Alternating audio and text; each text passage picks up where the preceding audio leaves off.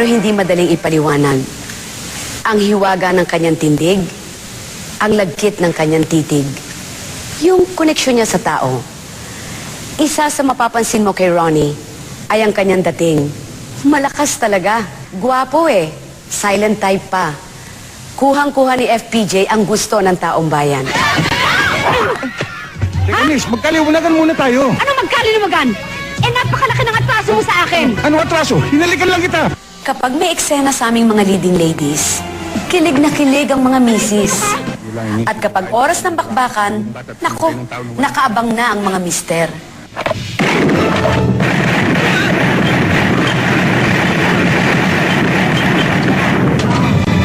Hindi nga yung pulis ka magagawa mo na ang gusto mo. Kakasuot kita! Malapit-lapit ka na, Congressman. Kaya huwag ka na magmagandang lalaki. Sambala ka lang. Walang epek, no? Pero pag galing sa kanya, nakakasindak talaga. Malapit-lapit ka na, Congressman. Kaya huwag ka na magpagandang lalaki. Isang bala ka lang.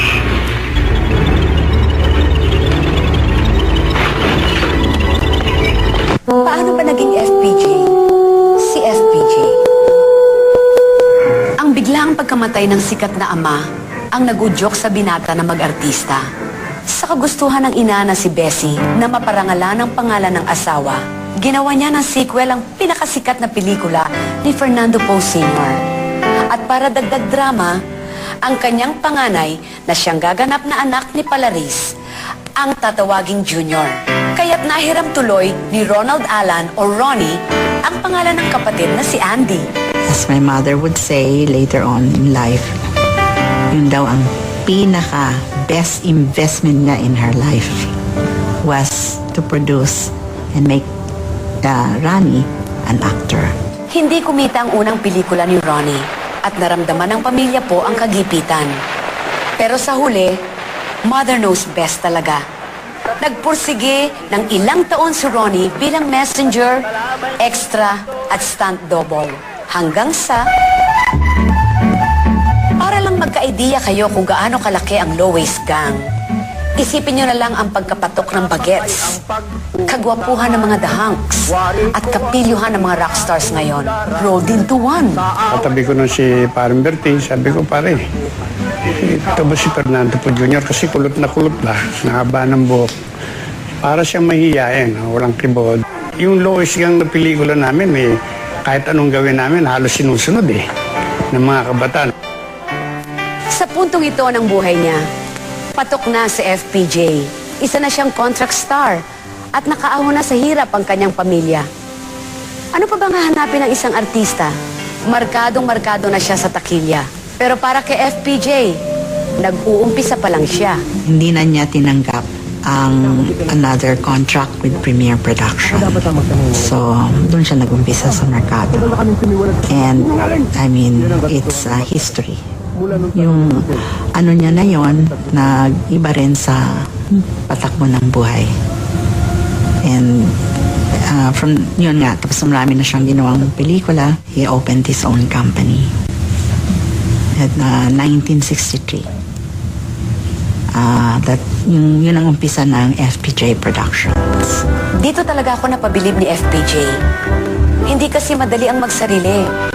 Kung producer ka, hindi pwedeng papetik-petik. At dito naiiba si Ronnie. Bilang isang producer, galante. Siya lang ang producer na ang pagkain niya, pagkain ng lahat ng tao. Kasi uso nun yung mga talent, kung saan pinakakain lang.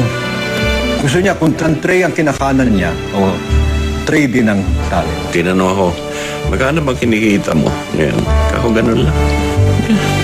Dagdagan mo na, it's about time. Siya pa nagkuhan sa akin na humingi raw ako ng dagdag. At doon sa pelikula niyang dinagdagan niya ako. Likas yata sa pakikipagsapalaran si Ronnie. Dahil gaya ng ama, pinasok din niya ang mga kwentong halaw sa comics. Minsan pa nga, hindi siya ang artista. Pero ang naging pinakasikat ay ang serye na nilikha ni Carlo J. Caparas. Naitatak sa ating kultura ang kwento ni Panday. Ngayon nila matitikman. Ang sakit na pinadanas nila sa mga sawing palad na kasama natin. Ang kanyang pagkadaking ay napatunayan ng paulit-ulit sa takilya. Nausong pelikulang maaksyon, pero nangibabaw pa rin si FPJ sa lahat. Umabot sa punto na lahat ng Pilipino kung saan mang parte ng mundo ay kilala kung sino si The King. Gagaling ako sa bubungan, tapos lumulundag ako. Pagbagsak ko, tak, tak, tak, tak, tak, tak, bumabaril-baril na ako. Tak, tak, tak, tak, tak, ganun ako. Tsaka yung mga pwestong nakaganyan na bumabaril ng isang kamay na ganun. Yan lang, Fernando po, Jr. Ginagawa ako na action.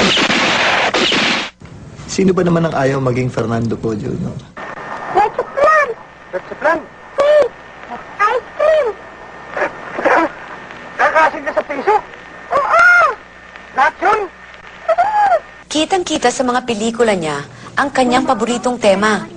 Mahilig siya sa bata. Masasabi kong ako ang pinakaswerteng bata na nahawakan ni Kuya Ran. Kasi si Kuya Ran mahilig sa cute. Ako lang hindi cute pero pumasa. Totoo yun. 96, wag na yung year. Wag na yung year. Ang first movie ko yung Patimbang ang Dugo sa Tubig. Gumanap akong Fernando Po Jr. Laging biro sa akin ni Kuya Ran nun. Pag nakikita niya, biro mo yun? Pumayag ako maging Fernando Po Jr. Kuya Ran ha, ginaganon ko yun eh. Kuya Pastor? Ikaw na lang kaya ang tatay ko. Sige, pansamantala. Kung gusto mo. Sige. Gusto mo? Nung nakilala ko siya, kasi alam naman natin na medyo wala akong tatay. Medyo yung tatay ko malayo sa amin. Parang ang tingin ko sa kanya, parang tatay ko. Parang gano'n na, yun nga, tuwing dadating ako dun, parang ang trato niya sa akin, parang alak din niya. Mukhang napakasarap naman yata ng niluluto mo. Pwede bang makakurot ng isang tenga? Oo. Ay, pwede. Mungga. Kaya lang babayaran mo yung buong lechon. Alam mo, masama sa akin yung lechon eh. Memorable yung unang-unang kita ko kasi ay, ang laking mama. Siyempre, ang liit ko, di ba? From the land of Lilliput. Sabi nga, pero kasi malaking tao, di ba? Parang in person, parang mas malaking tao pa yung nakita mo. You can always say, ay, nakatrabaho ko si The King.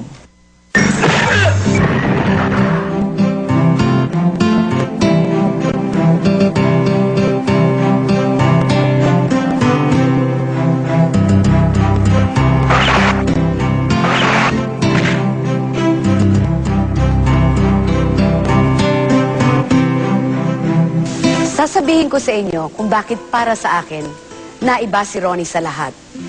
Mabibilang lang sa kamay na ito ang mga artistang tumagal sa takilya. Pero mas kokonti ang mga box office stars na naging premyadong direktor. Paano kung padrinong ito? Taguan at sugatan. Saan siya tatakbo? Saan, Emong? Saan? I think he was an underrated director in the sense that people, he didn't get as many awards as he should have, I think, as a director. But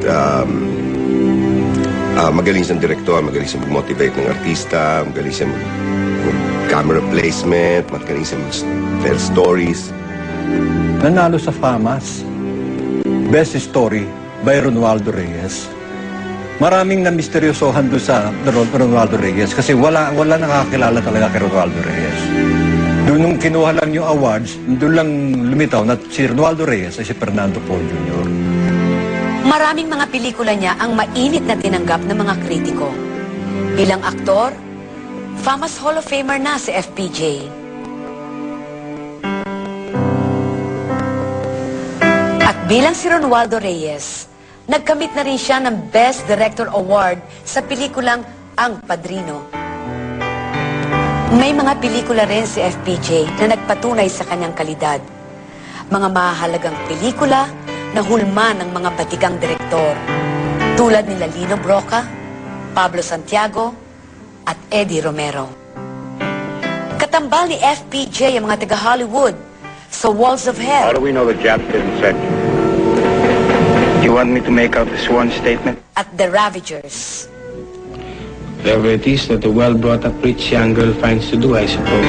Nakita nating magdrama si FPJ sa Santiago ni Lino Broca.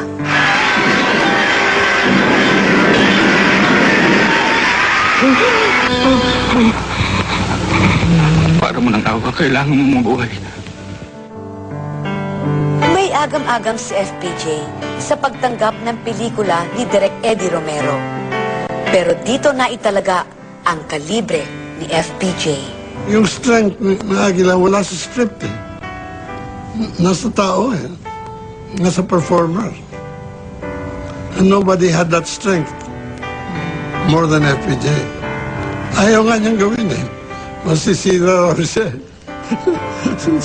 You know, madalas ako magkamali. May kirida ako. Tapos pinatanda mo pa ako, 88 years old. Hindi ko nagagawa yan sa anumang pelikula ko. Gawin mo na, ang dami mo nang hit eh. Gumawa ka naman ng monumento. Patay na si Arsidillo! Patay na si Arsidillo! May puwang na iniwan si FPJ. Mapupuno kaya ito? Siya ang pinakamalaking artistang endorser ng mga produkto. Iniakyat niya ang estado ng mga artista. Pinaglaban niya ang karapatan ng mga nasa industriya. At patuloy siyang gumawa ng mga pelikula hanggang sa huli. Nasa ibang antas na rin kasi si Ran. Hindi kasya ang oras natin para ilista ang kanyang mga nagawa sa industriya at sa kanyang mga manonood. Sa mahigit na 200 pelikulang nagawa ni FPJ, ilang milyong buhay ang nabigyan ng kwento na naging refleksyon ng ating pangarap, labanan ng pang-api, umahon sa kahirapan. Mapapalitan ba si The King? Sa totoo lang, siya pa rin ang naghahari bilang pinakamalaking artista na nabuhay sa kasaysayan ng aming industriya. Long live, Ran!